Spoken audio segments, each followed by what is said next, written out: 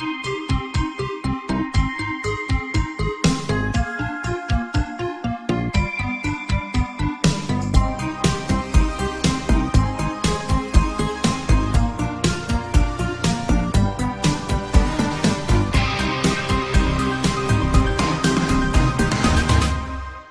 strange video on YouTube. Before you read or listen to this, make sure you are alone. If you are in a room, close the door. If you are by a window, look outside and make sure there is no one there. The only way others should know about this story is by reading it, or listening to it themselves.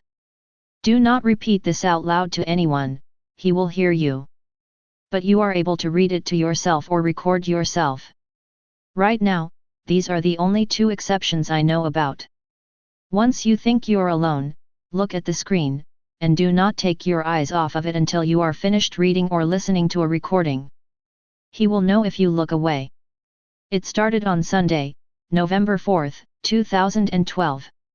I'm in my senior year of high school and I have, had a wonderful girlfriend. We were at my house, mourning about school the next day and terribly bored. She came over so I could help her with a project that just had to be due the next day. I had hoped we would be able to fool around a little, but she needed this or she would fail the marking period. We finished around 8 o'clock and she didn't need to leave until 10. So we still had 2 hours with each other and the only other person who was home was my little 8-year-old sister whom I had to babysit. My parents were at some dinner meeting until 10, but I knew them too well. They would be home around midnight but I wanted to play it safe because they don't allow my girlfriend over past 8. They were afraid I would get her pregnant or something. We went on the internet because there was nothing else to do. She wasn't in the mood to fool around and I couldn't stand another homework assignment. The internet was the only means of escaping these dull hours. We watched videos on YouTube for a while, looking up the newest popular videos until we ended up watching some odd forgotten YouTube channel. We both have been hooked on YouTube videos before we were dating, so we knew what to expect and we had a hard time becoming truly scared of them like we used to. We kept trying to find some that would scare us, but the videos we watched weren't as scary as we had hoped. By now it was almost 9:30 and we were upset that none of the videos we watched were creeping us out. We were about to give up on searching until I saw this unusual thumb tag. All it showed was a man standing with his head looking down and hair covering his face. What was strange about the thumb tag was that there was no time limit and no author, just a title that read, "The Man Who Looked Down." We both agreed that this would be the final video and if it didn't creep us out, we would give up. I moved my mouse to press on the video link and the moment I pressed it the video went into full screen and the man I saw in the thumb tag was standing there. I moved my mouse around to find the loading bar but it wasn't there. I pressed escape on my keyboard to get out of full screen, but the screen didn't move. For a second I thought the computer was frozen. But in the video, the man was standing in what seemed to be a front lawn of a house I've never seen before and the tree next to him was moving with the wind. My girlfriend and I had no idea what was going on. But I never took my eyes away from the screen because I felt like there was something I had to see. And if I took my eyes away for any moment, I would miss something. I don't know how long my girlfriend and I stared at that man, waiting for something. It felt like a couple minutes. But while I was staring at him, I felt like something was wrong, like something was changing me. I actually felt scared. I don't know if my girlfriend felt it, but I didn't have time to think about that before I felt something grab my shoulders so tight the nails pierced my skin. I turned around to see the face of my father.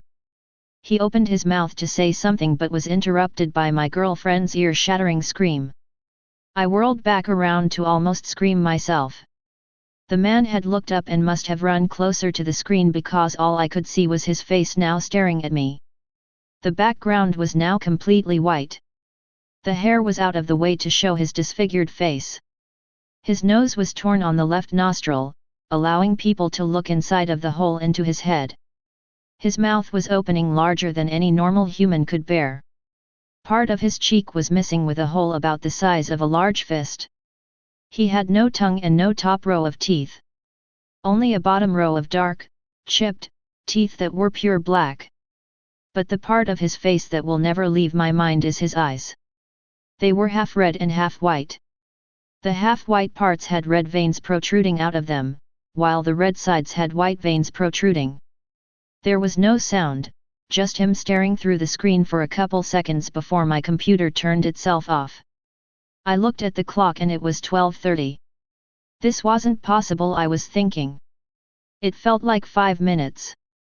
I looked back at my father, who also saw the face and seemed a little shocked himself. He pulled himself together and told my girlfriend to leave. She left without saying goodbye. My father then gave me a talk about disobeying and other shit. But most of the time I wasn't listening. I was too busy thinking about the man. He seemed to have moved the moment I looked away, which I couldn't understand how that could happen. There was also the fact that we started watching it at 9:30 and had been interrupted at 12:30. We had been watching the man for 3 hours straight without looking away or blinking. Once my dad was finished, I had to sleep. I wanted to talk to my girlfriend about the video and what happened. I woke up the next morning like normal. I got out of bed, took a shower and got dressed. I looked out my window for a brief second and noticed something out of the ordinary. It looked like a black smudge on my lawn. I looked again and it was gone. I shook it out of my mind, thinking it was some stray cat or raccoon. I walked to the kitchen, grabbed my lunch, and started walking to the door to wait for my bus. At the corner of my eye, I saw something move. I turned quickly and ended up staring out my kitchen window. I walked slowly towards it to look outside. When I reached the window, looked around my lawn slowly, taking in as much detail as I could to see if there was any change. There was nothing there. I was starting to get scared until I heard the school bus stop outside. I ran out the door and raced to the bus. Once I reached it, I almost collided with the door to the bus. The driver opened it and I walked onto the shuttle. I sat down quickly and stared out my seat's window. Everything was normal around my lawn. As I was running towards the bus, I had the feeling of being chased. I felt like I was literally running for my life. I wanted to stop thinking about what was happening, so as the bus started moving, I looked away from my window and decided to listen to some music on my iPod. But when I looked away from the window, out of the corner of my eye, I saw something move again. I looked back at my house just in time to see a man standing by on my lawn before the bus moved him out of my vision. His hair covered his face as he looked down. I didn't know what to do. Should I call the police? No, the man didn't do anything. Not yet. He was just scaring me. But how did he find me? Did I know him? I needed to talk to my girlfriend about this. I arrived at school and waited till second period to talk to her. It was our only study hall together. Once second period arrived, she didn't show up. I asked her friends where she was and they said they didn't know. I assumed she was sick and I would visit her after school. Her house wasn't a far walk from our school. This wasn't like her. Her project was due today and if she was sick, she would have texted me or her friends. The moment the last school bell rang, I sprinted to her house. I knocked on her door and there was no response.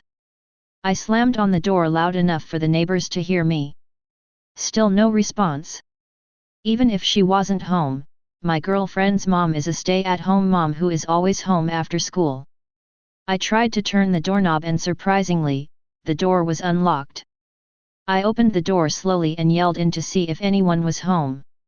No response. I yelled that I was coming in. I didn't expect a response, and I didn't receive one. I walked into darkness. All the lights were off. I felt the wall for the nearest light switch and turned it on.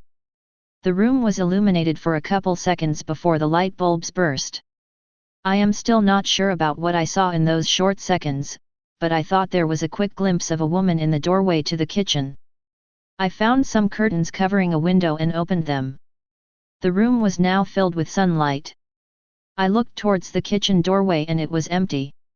I didn't go to the kitchen. I didn't feel like I needed to yet. I went upstairs to my girlfriend's room instead. I opened the door to her room and stopped. I was hit with an unexplainable, horrible stench. My eyes burned. Once my eyes were able to dilate, I saw her, and him. My girlfriend was on the floor kneeling, looking directly at the man. Almost every inch of her body was sliced open and bloody. I just stood there, horrified at what I was witnessing. It seemed like an eternity of staring at the man and my girlfriend before my girlfriend finally spoke. All she was able to say to me was, "I'm sorry." Then she turned around to look at me, and her eyes, dear God, her eyes. They were sliced down the middle of each, making one half red and the other white. I only had time to hold out my hand to try and grab her before the monster fell on her, and started to rip off her skin and devour her like a wild animal. I could only stand there and watch. Her heart-wrenching scream must have filled the entire neighborhood's ears. I turned to run, but the moment I looked away I got pounced on. The monster slammed me to the ground and started to rip off my skin. Each time its fingers ripped off more skin and shoved it into its horribly disfigured mouth, I just screamed. My screams were almost as loud as my girlfriend's. I don't know how, but I was able to move myself and the monster towards the stairs. We toppled down them and I felt my arm break. The sound of cracking bone filled the house. The monster fell off me and I was able to get up and run towards the front door. The pain on my back and in my arm was unbearable. I sprinted out the door and tripped on the steps. I felt my face collide into concrete. My nose was broken, and the skin on my face was almost completely torn off. I could still see through one eye as the other was covered in blood. It was standing in the doorway, looking at me. I was unable to move. I was in so much pain that I wanted to die. I was sure that the monster was going to kill me. But of course, that didn't happen because I would not be writing this. He just looked at me for a couple more seconds before finally saying 3 unforgettable words. "Don't look down." And then I blacked out. I woke up in a hospital 3 days later. That's what my nurse told me. I was still in horrible pain, but the medicine helped to ease it a little. I never saw my back since then, but I'm sure the monster tore the skin off until there was only bone. The police came to ask me questions about what had happened. I tried to tell them everything, but as I continued to tell the story, it seemed more and more unbelievable. They thought I was crazy. They stopped the search for my girlfriend's killer days later because of unreliable evidence. The day they stopped the search was also the day I had gotten the news. My father had gone off-road and crashed into some forest. When the police found his car, my father was not inside of it. His body has not been found to this day. I'm sure that man had gotten him. There was no one with my father, so the man probably devoured everything. I left the hospital months later with an almost unrecognizable face, a crooked back, and a broken mind. I went home to find only my mother. She had hung herself. I didn't bother to call the police. I went straight to my computer to find that video. After backtracking through my history, I found the video before the man who looked down video. But it wasn't there. The video that had changed my life was gone. I gave up shortly after looking through other videos. I closed the web browser and started writing this. Halfway through writing this, I got an email. It was a video link. I knew it was the man, but I forced myself to click the link. There he was, standing in front of another house. But this house was familiar. It was familiar because it was my house. He is behind me. I can hear his soft wheezing. I can smell his horrible, death-soaked breath. I can feel his eyes staring at me. He isn't looking down. He is looking at me. He looks for his victims on the internet. I am writing this as a warning to everyone. Don't look for me, for once I get this story somewhere on the internet, I will turn around, and look down. My only regret is leaving my little sister all alone. Please forgive me, Julie. Stay paranoid, my friends.